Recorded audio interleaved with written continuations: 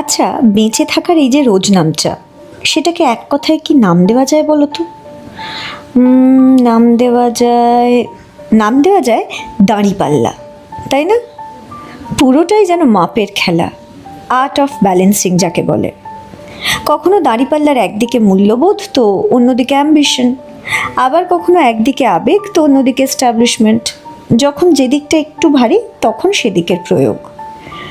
শুধু এই দাঁড়িপাল্লা যার হাতে থাকে তার হিসেব বুঝতে বুঝতে যেন বেলা ফুরিয়ে আসে।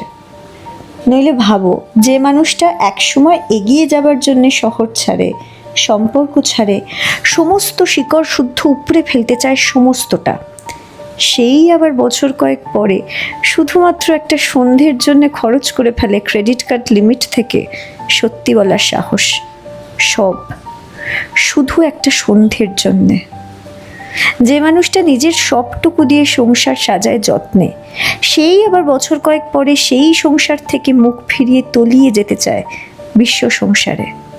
ভাবা যায়?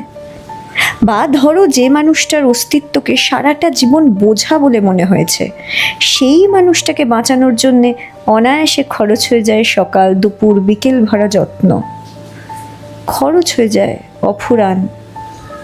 আসলে ওই দাঁড়িপাল্লাটা যে ধরে থাকে সে যে অন্তর্যামী।